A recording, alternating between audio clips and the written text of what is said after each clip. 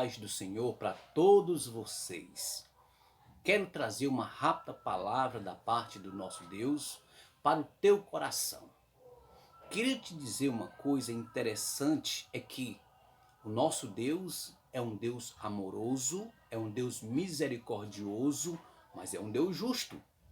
Nós temos que entender que a justiça de Deus, ela é desde o princípio. Nós sabemos que o Senhor Deus, ele não tolera pecado. Temos que entender que Deus, ele ama o pecador, mas ele aborrece o pecado. Então, se há uma coisa que fere a santidade de Deus, é o pecado. Por causa disso, pelo seu grande amor para com o homem, foi que ele enviou seu Filho ao mundo. E isso João revela no capítulo 3 de João, versículo 16, porque Deus amou o mundo de uma tal maneira que enviou seu Filho único para que todos aqueles que nele crer não pereça, mas tenha a vida eterna. Então, Deus envia Jesus, o seu Filho, ao mundo exatamente para arrancar o homem da sarjeta, da lama do pecado. Olha o que é que diz no Salmo de número 40. Olha o que é que fala para nós no Salmo de número 40. O salmista ele vai dizer: esperei com paciência pelo Senhor, e ele se inclinou para mim e ouviu o meu clamor. Tirou-me de um lago horrível e de um charco de lodo, firmou os meus passos, pôs um novo cântico na minha boca, um hino de louvor ao nosso Deus. Muitos verão, temerão e confiarão no Senhor. Então veja só, muitos verão a transformação daquele que o Senhor tira da lama, do charco de lodo, liberta, lava, purifica. Isso foi o Senhor Deus que veio fazer, que veio enviando o seu Filho Jesus ao mundo para nos tirar deste charco de lodo, desta lama do pecado e nos trazer de volta à sua presença. Louvado e exaltado é o nome do nosso Deus. Então, isso prova o grande amor de Deus. Paulo escrevendo na carta aos Romanos, capítulo de número 5, versículo de número 8, diz o apóstolo Paulo: porque Deus prova o seu amor para conosco, que Cristo Jesus morreu por nós, sendo nós ainda pecadores. Então veja só, Deus ele olha para o homem, vê que o homem está mergulhado no pecado, mas pelo seu grande amor, agora ele envia o seu Filho ao mundo para salvar, para libertar, para transformar e trazer de volta a presença do nosso Deus. Porque a vontade de Deus é que todos os homens se salvem e todos cheguem ao pleno conhecimento da verdade. E o que é a verdade? A verdade, ela é a palavra de Deus. A verdade é o próprio Senhor Jesus. Jesus falou em João 14,6: eu sou o caminho, eu sou a verdade e eu sou a vida. E ninguém vem ao Pai senão por mim. Então Jesus ele veio para mostrar a verdade para o homem. Porque o homem ele tem que entender que a verdade dissipa qualquer mentira. E nós sabemos que o pai da mentira é o próprio Satanás. Ele é o pai da mentira, ele mente, ele engana. Como diz lá em João 10,10, ele veio para matar, roubar e a destruir, mas Jesus veio para que venhamos ter vida e vida com abundância. Então veja só, a verdade é Jesus. Em João 8,32, Jesus disse: e conhecereis a verdade, e a verdade vos libertará. Louvado seja o nome do Senhor. Então, meus queridos irmãos e minhas queridas irmãs, a verdade me libertou. E a verdade quer te libertar também. Quando nós nos libertamos pelo poder da palavra de Deus, a liberdade, ou melhor, a verdade que é a palavra do Senhor, nós viemos a conhecer e nós fomos libertos dos vícios. Nós fomos libertos daquilo que nos prendia. Nós fomos libertos da prática do pecado. Porque há uma diferença. Todos nós somos pecadores. Louvado seja Deus.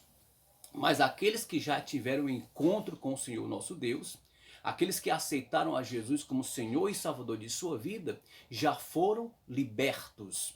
Por isso, porque conheceu a verdade. Então, não vive mais na prática do pecado. Então, ser pecador é uma coisa, viver na prática do pecado é outra coisa. Quem vive na prática do pecado está distante de Deus, está distanciado do Senhor. Por isso que Paulo, escrevendo aos Romanos 3, 23, todos pecaram e destituídos estão da glória de Deus, vivendo na prática do pecado.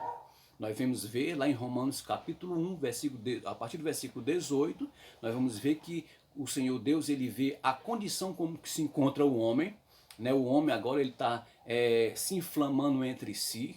Nós vemos aí que o pecado tem se alastrado no meio do povo, e agora Deus, por ver o homem mergulhado no pecado, e o homem não quer se voltar para Deus, agora Deus entrega as suas próprias paixões.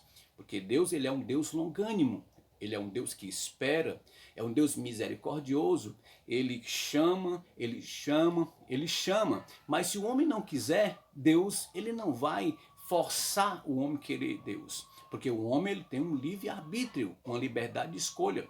O homem, Deus, ele deixa o homem a resolver se quer ou não vir para ele ou não. Se quer morar no céu ou não. Louvado seja o nome de Jesus. Mas para morar no céu, precisamos nascer de novo. Jesus falou para Nicodemos que é necessário nascer de novo se quer herdar o reino dos céus. Nascer da água e do Espírito. Água, a palavra, Espírito e Espírito Santo. Louvado seja o nome de Jesus. Então, se você quer morar no céu, você precisa nascer de novo. Para que você venha nascer de novo, você precisa conhecer a verdade, que é a palavra de Deus, que é o próprio Senhor Jesus. Paulo, escrevendo aos Romanos capítulo 10, versículo 9, ele vai dizer: a saber, se com a tua boca confessar o Senhor Jesus e em teu coração crer que Deus o ressuscitou dos mortos, será salvo. Visto que com o coração se crê para a justiça e com a boca se confessa para a vida eterna. Então é necessário que nós venhamos acreditar e crer e entender que Jesus morreu na cruz para nos salvar. O Evangelho de Lucas, capítulo de número 19, versículo 10, disse Jesus: porque o Filho do Homem veio buscar e salvar o que se havia perdido.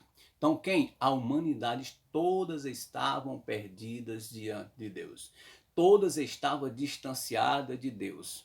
Por isso que Paulo, escrevendo aos Romanos 3, 23, todos pecaram e destituídos estão da glória de Deus. Então o homem estava afastado de Deus, mas o Senhor Deus, pelo seu infinito amor, a sua infinita misericórdia, mandou seu Filho único para que todos aquele que nele crer não pereça, mas tenha a vida eterna.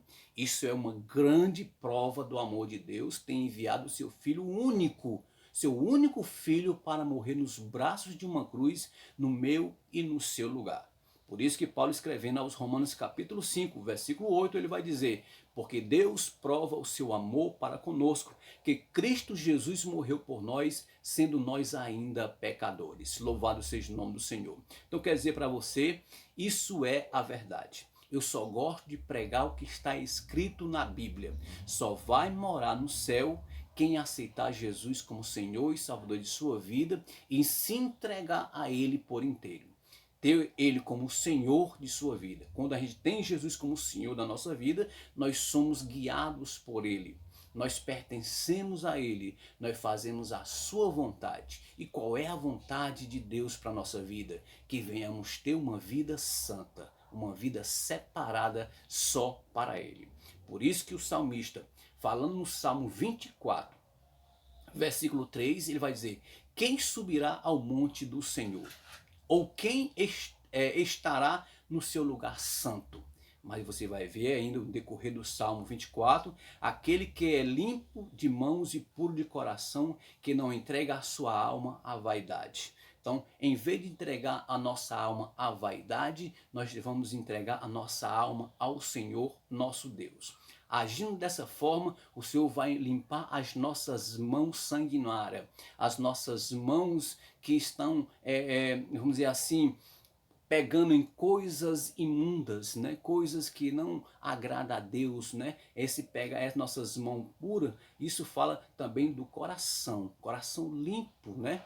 Coração limpo, coração puro. Nós só vamos ter o nosso coração limpo só pelo poder da palavra de Deus. E que não entrega a sua alma à vaidade. Louvado seja o nome do Senhor. Então, agindo dessa forma, e nós entregamos a nossa vida ao Senhor, a nossa vida pertence a Ele, por isso que agora nós temos agora o acesso, temos direito de subir ao monte do Senhor e também estará ou morará no seu lugar santo. Louvado seja o nome do nosso Deus. Quando nós agimos dessa forma, Jesus ensinando no Sermão do Monte, lá em Mateus capítulo número 5, ele vai dizer agora, ele vai colocar uma biografia do verdadeiro cidadão do céu, do verdadeiro servo de Deus, daquele que quer morar no céu. Jesus vai dar aqui e vai explicar aqui nas bem-aventuranças. Ele vai dizer no versículo 3 do capítulo 5 de Mateus, ele vai dizer: bem-aventurados os pobres de espírito, porque deles é o reino dos céus.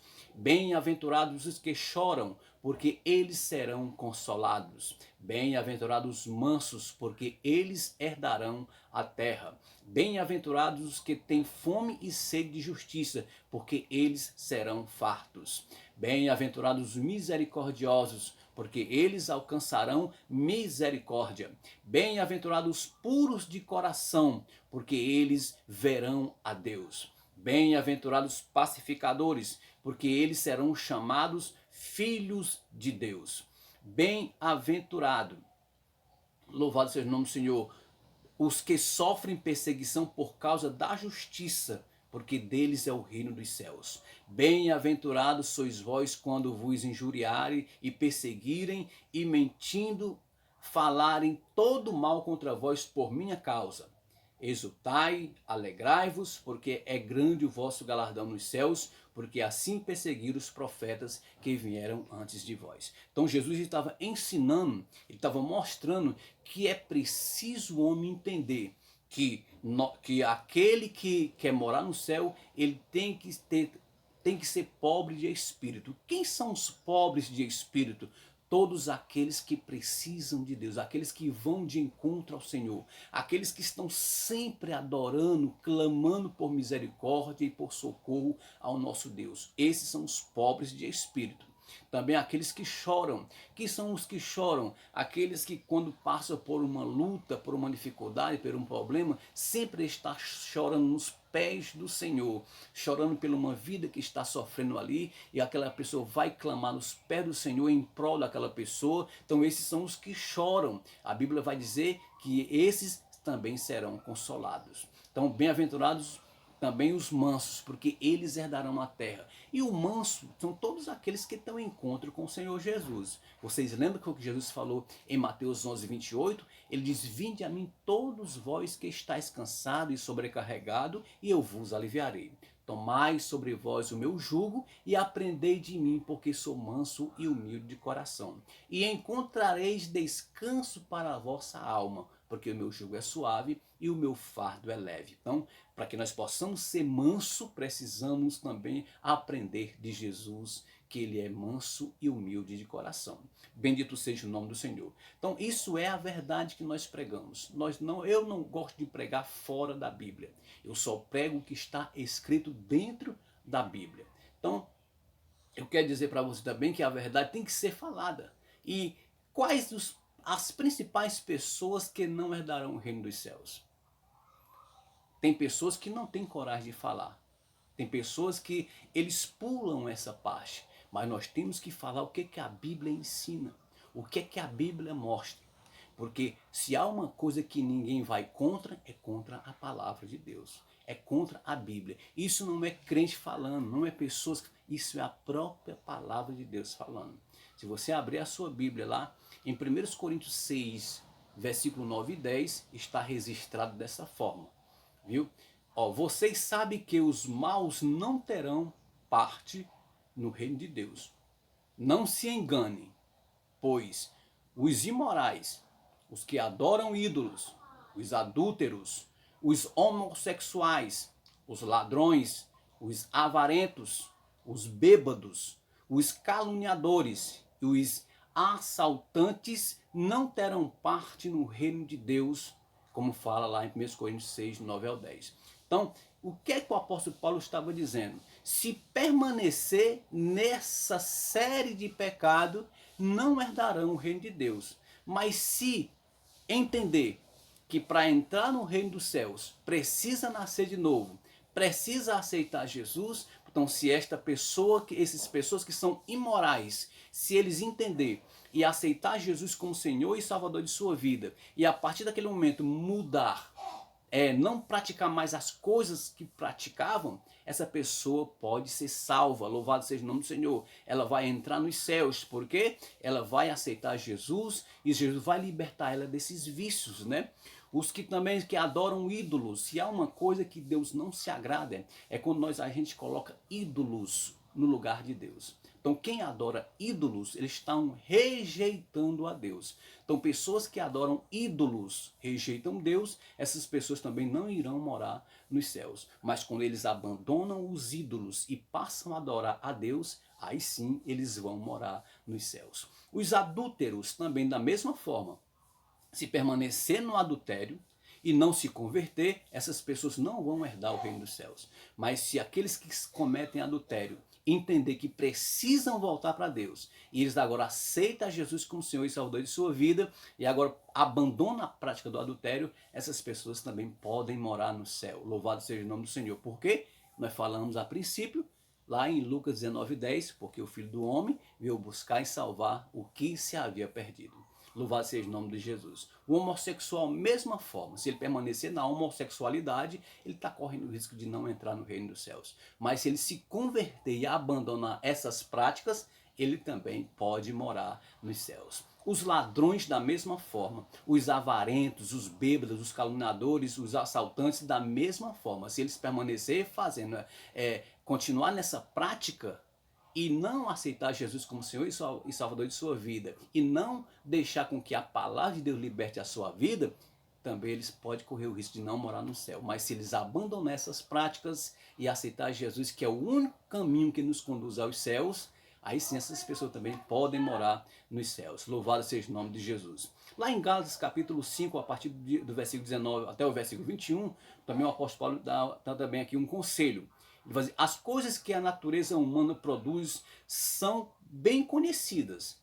Elas são a imoralidade sexual, a impureza, as ações indecentes, a adoração de ídolos, as feitiçarias, as inimizades, as brigas, as ciumentas, né, as ciumeiras, os acessos de raiva, a ambição egoísta, a desunião, as divisões, as invejas, as bebedeiras, as farras e outras coisas parecidas com estas. Repito que já disse, os que fazem essas coisas não herdarão o reino de Deus. Então o apóstolo Paulo também está aqui aconselhando a igreja de Gálatas, né? Melhor, está aconselhando aos Gálatas que as pessoas que vivem nessas práticas, se eles não se converter, eles também não vão herdar o reino de Deus. Por isso que Deus enviou seu Filho ao mundo, para que todos aquele que nele crer não pereça, mas tenha a vida eterna. Quando ele fala todos aqueles, é todos os seres humanos que estão afastados de Deus, distanciados de Deus pelo pecado. Então que você possa entender que a palavra de Deus é a única que pode nos ajudar, que pode nos instruir, que pode nos ensinar.